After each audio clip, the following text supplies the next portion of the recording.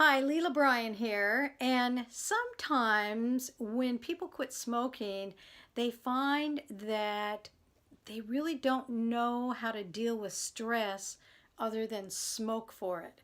And over the years, I have found some really good examples of what happens when you're under stress and it's really kind of for the first time and you realize I can't cope with it with smoking. I've got to do something else. And I've got a classic example. In fact, I've named it, and I even have a website URL after it, and it's called the Short Finger Forum. And I would like to introduce to you one of my students that quit smoking about 20 years ago with my program, and I keep up with a lot of my students. They become friends, and I want her to tell you the story of how the Short Finger Forum came into existence. And as you're listening to her story, you might think of, there might be a story that you have about the Short Finger Forum, and I'd love to hear your stories. So without further ado, I'm going to introduce you to Elaine Wilson telling her story of how she was able to cope with when she quit smoking. And the very best example I have of that is Elaine. And Elaine's been visiting me for a couple of days. So I said, oh, let's do a video and tell everybody about the best example. We've even named it. It's called the Short Finger Forum. So you just really have to hear this example of how to deal with stress. Well, hello, my name is Elaine Wilson, and I quit smoking with Leela November 15th, about 20 years ago. And I also went through my last year of drinking without smoking, which is almost a miracle. And so that's a testament to the power of being able to be smoke-free. So I wasn't smoking, I wasn't drinking. I was in West Seattle having an amazing day. It was a day kind of like this. It was sunny. There wasn't a cloud in the sky. And I had a friend of mine that was waiting for me to meet her for lunch. And so I was driving along and I see a cop in the back, a motorcycle cop. And he's getting ready to pull me over. Well, the first thing I think is like, oh no, it's a cop. And then I think, wait a minute.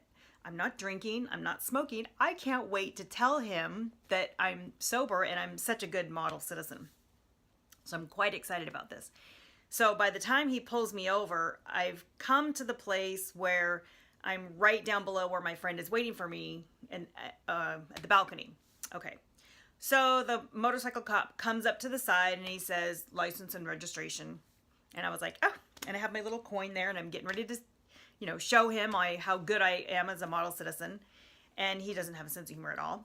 And so I bent over and I got my license and registration and I gave it to him. And then he just went back and I thought, well, that's kind of odd. I didn't get a chance to tell him. So, and my friend is looking down at me and she's going like this and I point to the back and I'm waiting and waiting and then he comes back and he puts the ticket into my car on the clipboard. Well, I've had enough tickets to know that if he's written the ticket, I'm getting the ticket. There's no way out of it. And I'm kind of confused because I'm thinking, well, what could possibly, I wasn't speeding. That's the other thing.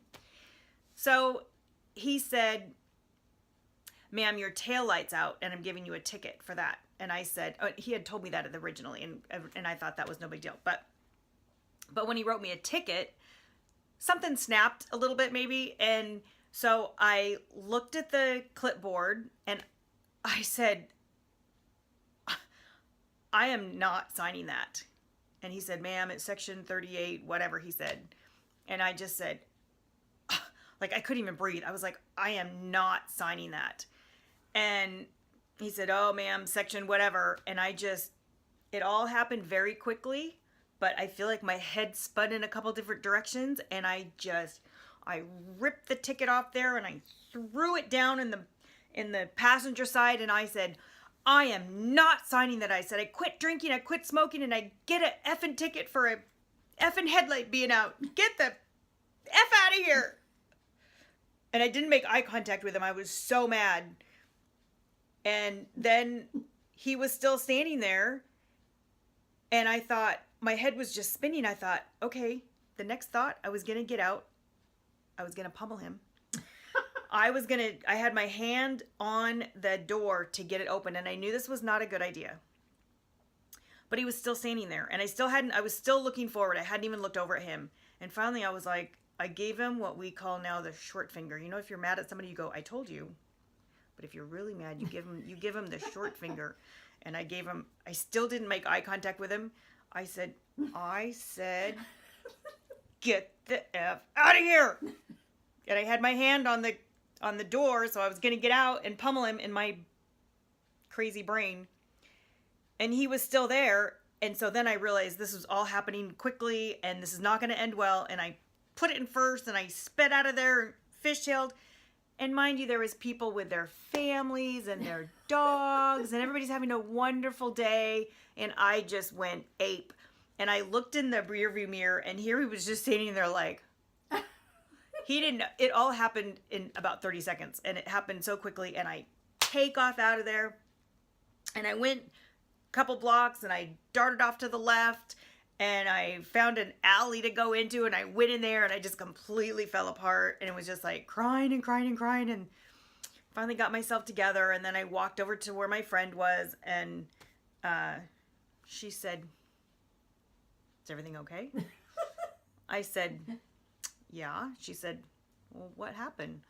And I said, well, he pissed me off. And she said, did you tell him to, I said, yeah. And she said, you want to get salad? I said, yeah, that sounds great. So that was my short finger story.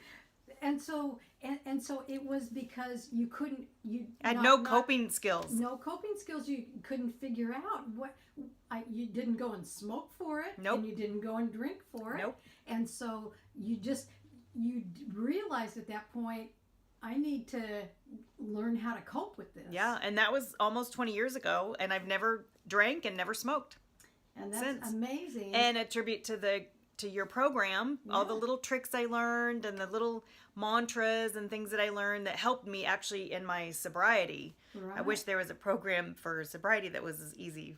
As nicotine well, not solutions, easy, but as right. a program that was had a beginning and an end, and it was over.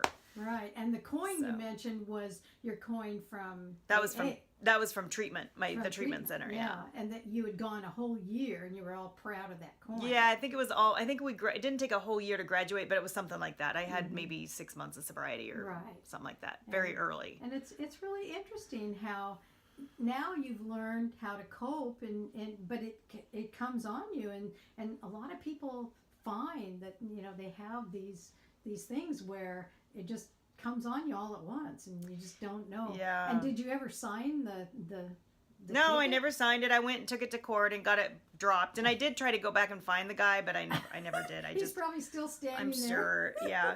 But one thing I can say is that I feel like I have life on life's terms.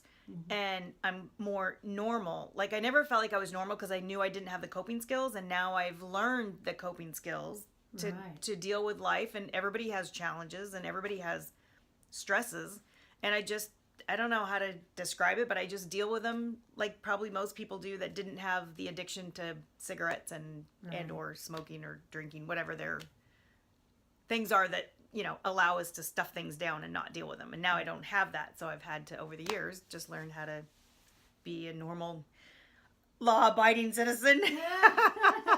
That's great, and we want to hear from other people that have the short finger stories, that you give the finger to somebody that they don't deserve the long finger or something like that. Yeah. So thank you very much, and we will continue with the short finger forum.